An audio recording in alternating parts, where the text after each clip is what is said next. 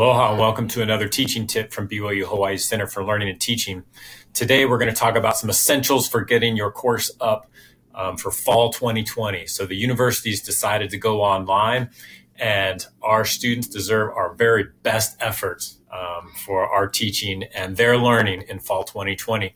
So here are some quick tips to help us get there for fall. First tip actually comes from an email that Rose Ram sent out on June 23rd.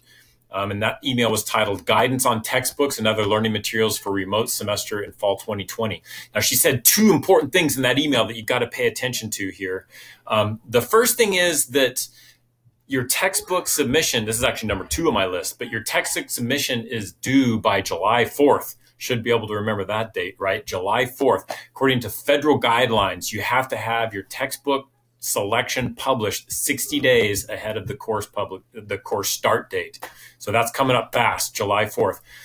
She also, look at that email because she also sent out a lot of other great information that will help you find electronic texts, which is preferred in the online mode, right? If at all possible, use open access or the library's digital access text. So go look at her email. That's the first deadline that's coming up. Next thing from John Bell, he sent an email on June 10th, right? And that email was called Guidelines for Fall 2020 Semester Remote Teaching. Now, he said 2 important things in this email that we need to pay attention to. The first thing is he's instructed all of us to publish our Canvas courses a week in advance, a week before the start date of fall semester. So I'm going to show you how to do that right now. This is my fall course right here.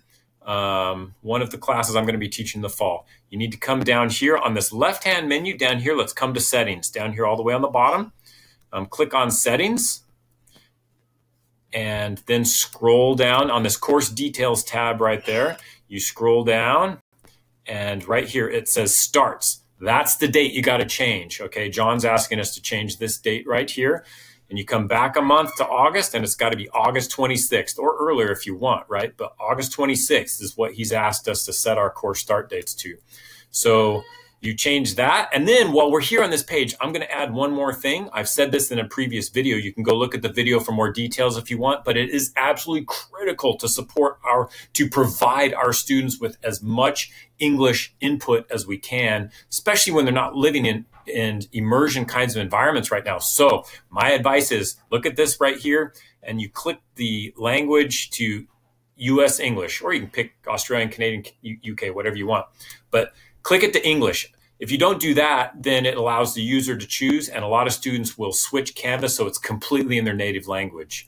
I recommend you got to have English flood, and especially when they're not living in a US or an English-speaking environment. So click that button. If you want more information, look for my other video on that. Okay, and then after you do that, come down here and you push this button, Update Course. If you click out of that menu before you push Update Course, it doesn't actually change the date. So you got to click that button to save the date. And you're not done yet. So in order for the students to be able to see your course, you still have to publish it. So this button up here, you can change the date, but if you don't push publish before August 26th, your students aren't going to see anything. Okay, they'll see nothing in the course. So those are the 2 things: change the date, push publish before August 26th. Okay, the next thing that John asked us to do was send a communication to students welcoming them to the course no later than August 26th. That's that week out before the start. And there's 2 ways you can do this. One is right here with announcements. So if you click this button in Canvas, then you can add an announcement up here, plus announcement. You come here, welcome, and you can write them a message, but welcome to the course. This is going to be so awesome this semester, right? And you do that, and then you come down here and, oh, it's behind my face there. You push save.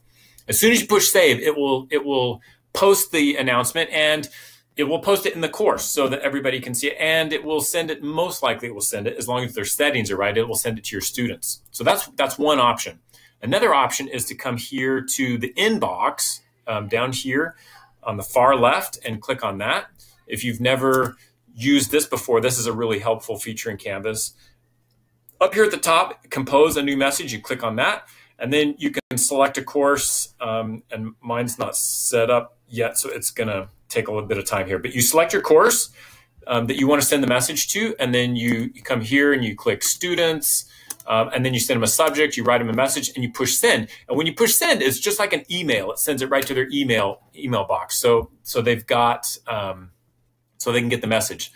So those are two ways that you can follow John's guideline here to send a communication to your students, okay, through Canvas. Now, through the CLT, we've got a few other suggestions, and these suggestions come from talking to other faculty and one-on-one, and a lot of the work that we've done with you, we've actually learned a lot. So a few other things. I'm going to go over these just really quickly. One is important course content. So if you've taught the course before and you have a Canvas course, it's helpful just to import some of that content that you've had before. I'm going back to the front of my course here. It's helpful to just import some of that content, and you do that through the settings, which I'll show you really quickly. If you click back to settings, and it's behind my head again. Right here, import course content, that's the button. And you can import content from any of your previous Canvas courses that you've used. You can also go over here, and I've made another video about this too, but using Canvas Commons over here on the left-hand menu, you can go in there and search other courses that other universities have used to find other content. If you totally create a course from scratch that you don't have a Canvas material for, that might be a helpful place to look.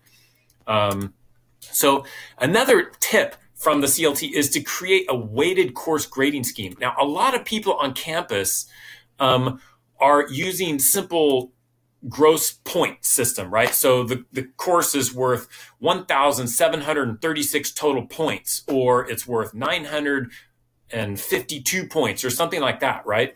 But another way to think about it, and this is probably more helpful in an online environment, and Canvas makes this really easy, is to create a weighted grading system. Now, right here, we're looking at my class. This is one of my classes, a TESOL class. But what I want you to see, this is in the assignments tab over here on the right, assignments. And I have my assignments labeled into categories. I've actually created these categories. If you push this red button up here, it'll add an assignment category for you. That's how I added this, readings and assignments. And all of these assignments in this category, no matter how many I add, no matter how many points they're worth, no matter what, it's only going to be 30% of their total grade in the course. And Canvas calculates all that for you. I've got a lot of assignments. You'll see as I scroll down here, whoa, there's a lot there. Yep. That's all 30. That's just practice. So it's just 30% of the course grade, right? Next up here is teaching practice and teaching performance videos. These are more the quizzes that I was giving them, testing their ability to perform. And that's 30% of their total grade for these assignments here. And again, no matter how many I add, how many I subtract, no matter how many points each one's worth, that group is only going to be 30% of their total grade. So I don't have to worry about, oh, but if I add one more, it's going to throw off the other points for the other final exam. And I don't want my final exam to be less than a certain weight in the grade. So you don't have to worry about that. You can add assignments as you go without worrying about overloading your or minimizing the effect of your test scores, right? So I've got weekly self-reports here, 10, and then I've got one more category, which is tests. Where'd they go? Right there, tests. And the tests are 30%, right? And there are very few of those in the course. You'll see I've got some from other semesters that I haven't used, and bam, there's 3. That's it. We had 3 main tests in the class. And so but I didn't have to worry about adding points to other things because those tests are going to be 30% of their total grade. So that's our next tip, is create a weighted course grading scheme for your class. Use that. If you have questions about it, I got something for you. Just wait. Okay, next thing up is to finalize your syllabus for your class. You want to post that by August 26th, that start date. The next one is to create weekly modules in Canvas. Okay, so this is another one of the best tips we've got. So I'm going to come back here. And this is the same class I was just showing you, but this is modules. There's a button over here in Canvas, modules. It might be further down for you, but there's a button that says modules. And modules allows you to organize your information in an easy way for your students. The easiest way to do it is to organize week modules. So look, you can see here, I've got week 1. This is everything the students need to do in the first week. It's all here. The assignments are here. The quizzes are here. The discussion boards are here. The files are listed here. Everything. Like if you've got a collaboration, if you've got whatever, you can list it all right here so that it's easy for the students to find. And it's all, I put it all in order. So they just work through it in order from the top. And then you go week 2. There you go. There's week 2. They're doing all of that during week 2. Week 3, right there. Bam. So my next tip is to create weekly modules. Use the module feature in Canvas. It will make it so easy for your students to understand how your course is organized and what they're supposed to do. It's all clear, one page. If you're not sure how to do that, I got something for you. Hold on. Okay. The last thing. Oh, here it is. This is the main event. Okay. The last thing is right here. So in the CLT, we've been planning some pre-fall workshops, and we've got a bunch of them. And we're so excited about these because I think these will be so helpful. If you've got questions about using a weighted course grading scheme or creating modules in Canvas, or how to use assessments, or ways to do presentations online, or how you get students to be more effective, read the assignments, how do you give students feedback so that you know that they're reading it and there's this communication channel. If you've got any questions about how to better conduct your class online, we can help. We've created a number of workshops, online workshops. We're going to run them pre-fall. That's going to be from August 5th to August 25th. We're running workshops. The list is coming. We're just about ready to send it out. It's finalized. We're just putting the final touches on it. So that's one thing. Look for that pre-fall. You'll be able to sign up.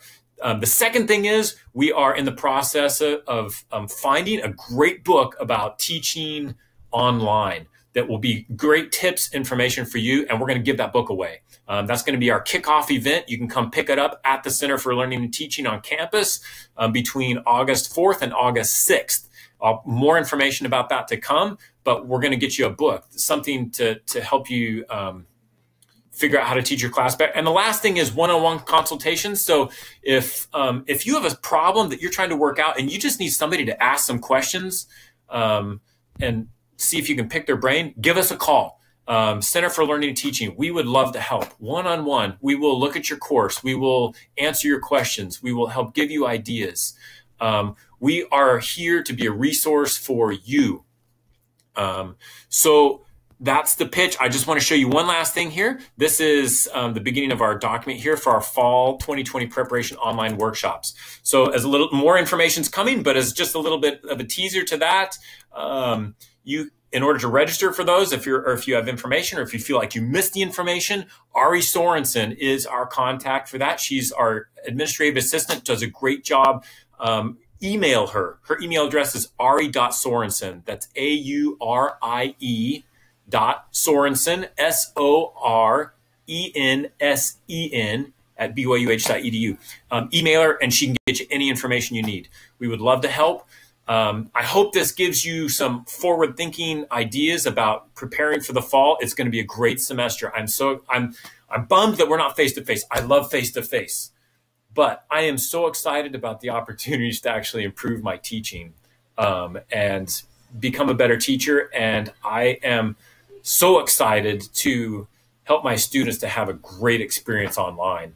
And I'm excited to help all of us do that too. So stay tuned for more information. Send Ari an email and please come get involved. Let us be your resource to help.